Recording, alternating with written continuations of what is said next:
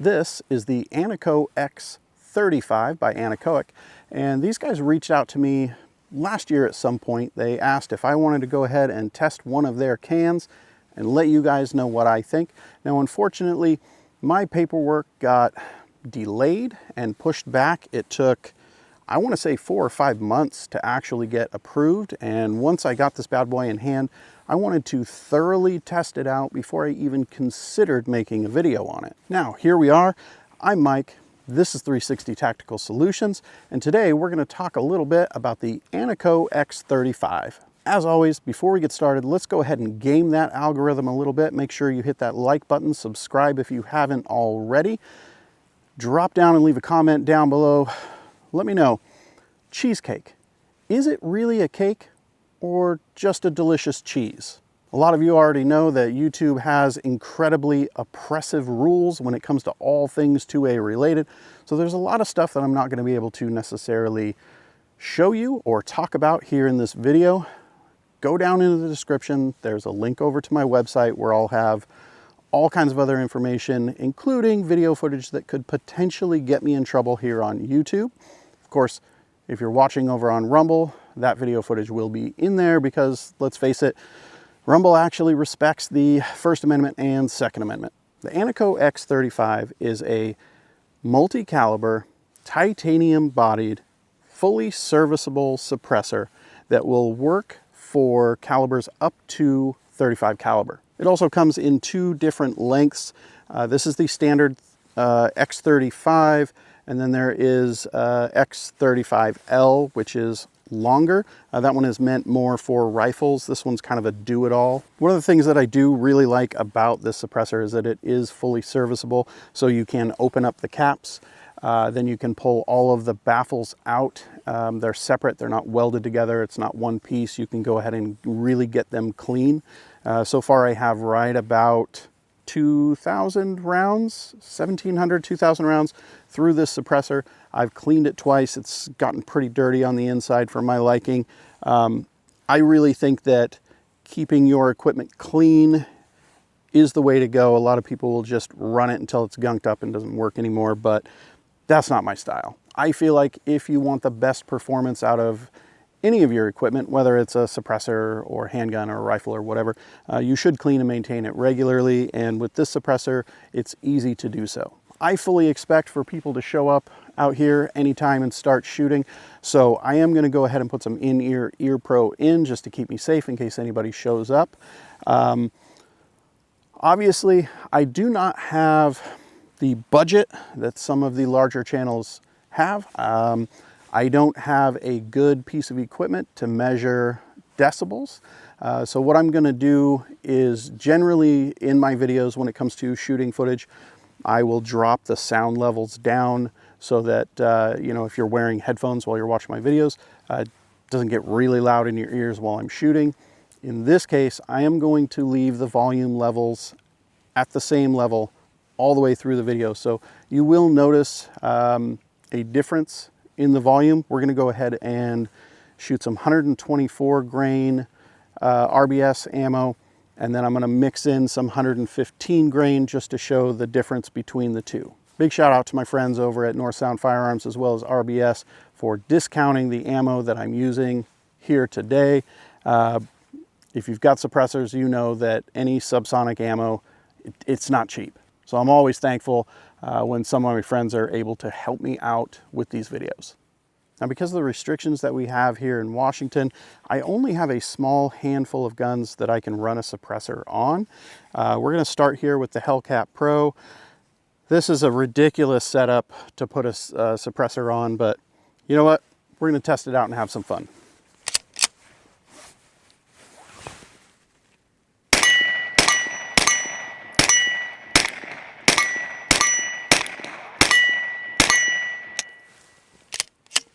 All right, now that was the 124 grain RBS, and I'm going to switch over here. I've got a mag of 115 grain that we're going to run through it.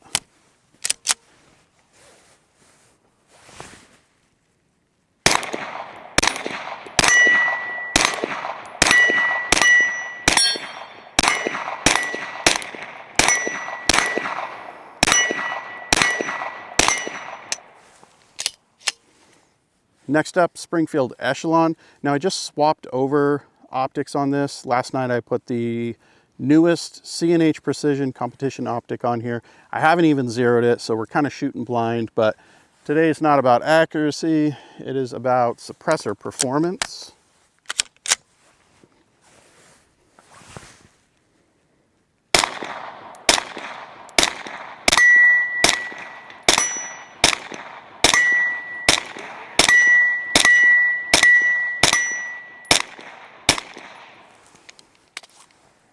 All right, so that was the 124 grain.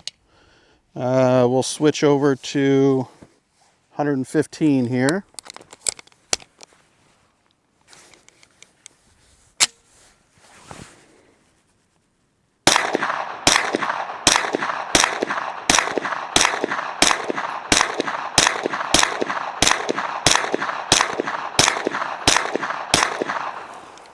Okay, well, the 115 was definitely louder, even with the ear pro in. It's hard to really get a feel for the difference in sound with the ear pro in. I've got another mag loaded up for this over here with the 124 grain. So let's go ahead and just run that.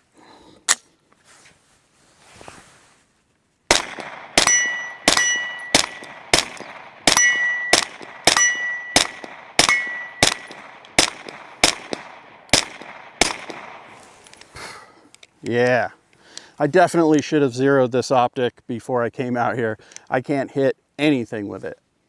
Shooting pistol suppressed is cool, but let's be honest here, there's really no practical application for it other than coming out to the range and having a good time. Where I think a suppressor like this really shines is something more like this, PTR9CT, which of course is an MP5 clone. Let's go ahead and see if this bad boy is going to run today.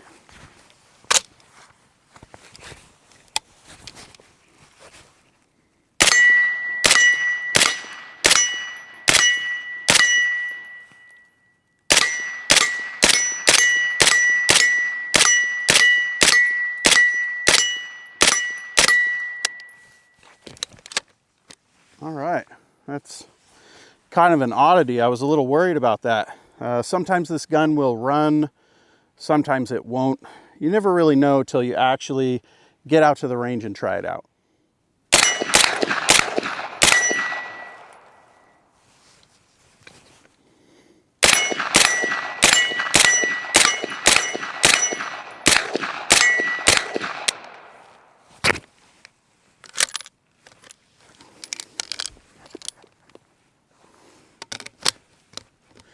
Typical double feed for this gun. Last but not least, I've got the PSA AKV. This is a good spray and pray type gun.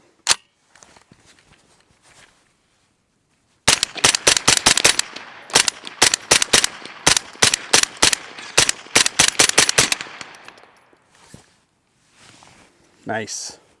This one's for everybody watching on Rumble or over on my website.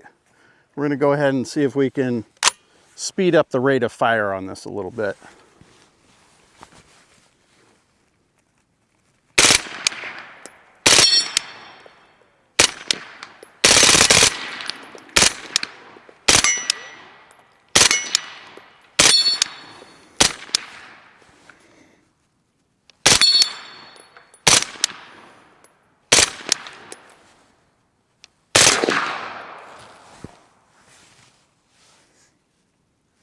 That was loud.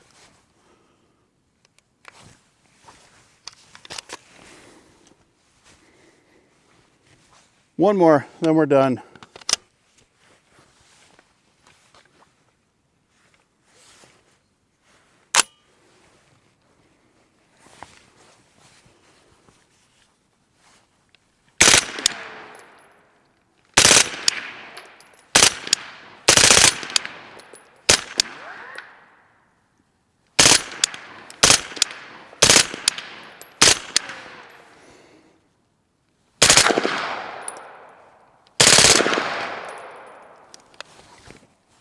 That's it.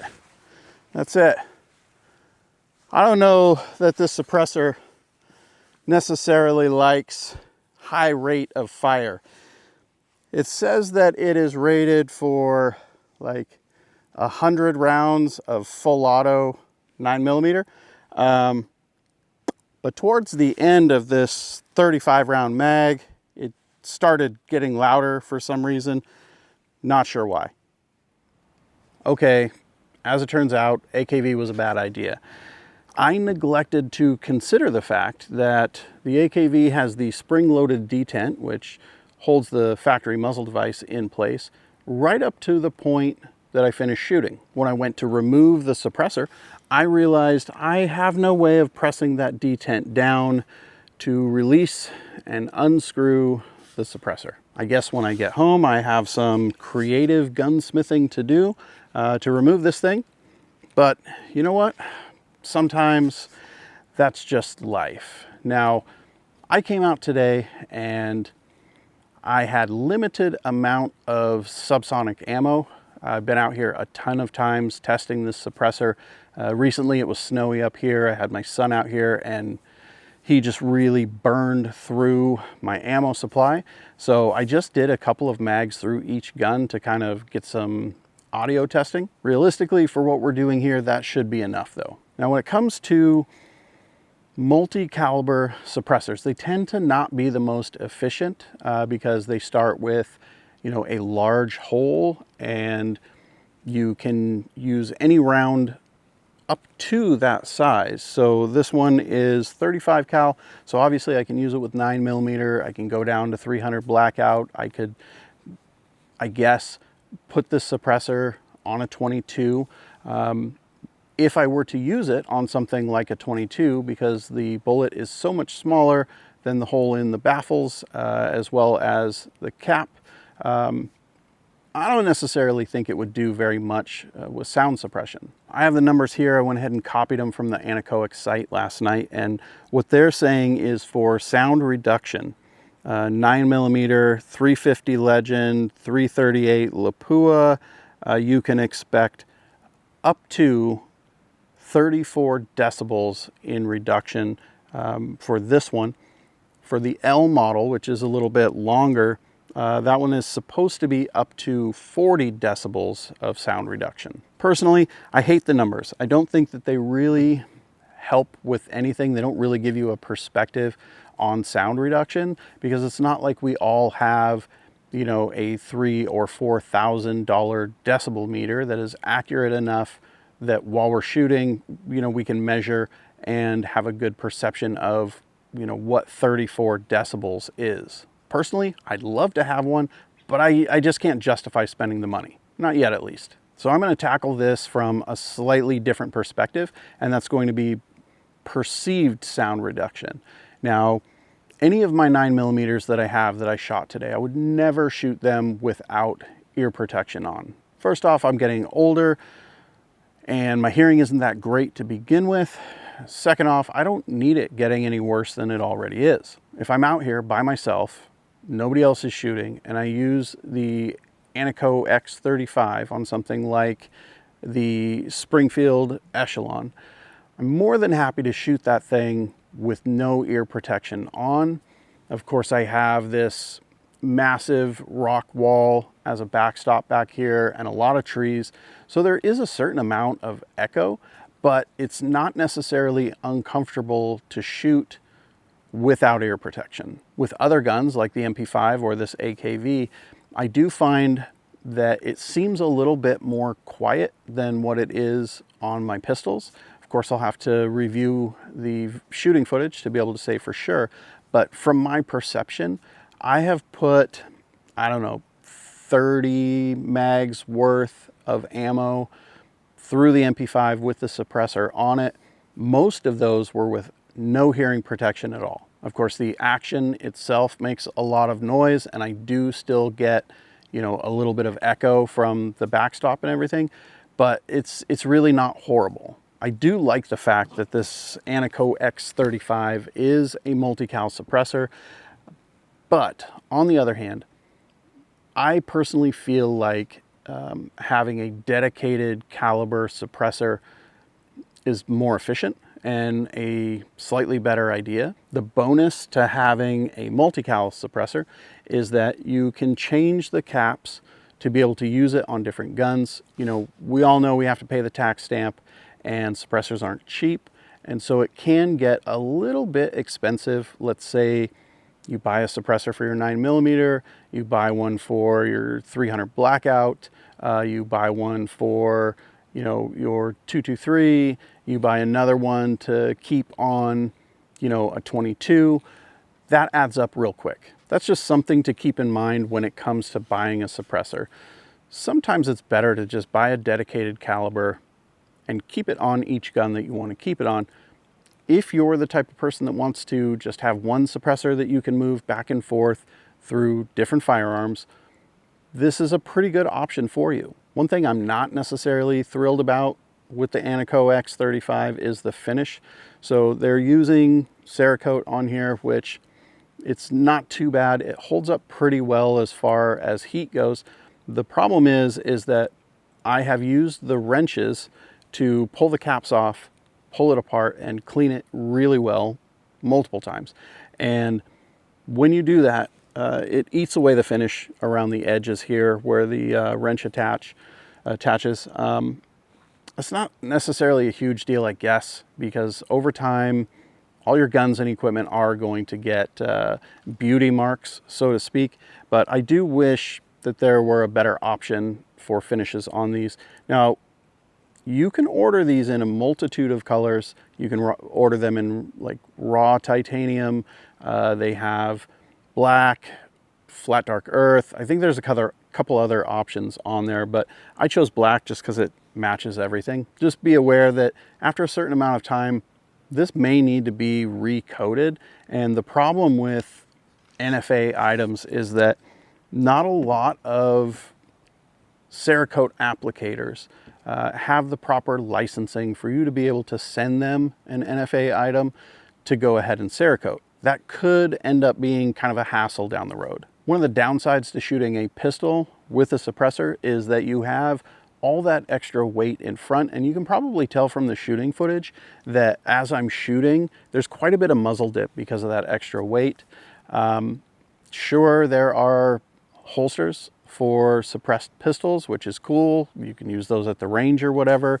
But because of that performance in, you know, recoil, I actually prefer to use a suppressor like this on something like the AKV. Obviously, probably not the AKV anymore, but the MP5 or any other, you know, pistol caliber carbine. That's where pistol caliber suppressors really do it for me. Realistically, suppressors are a little bit of a headache. There's the extra cost. They themselves are expensive.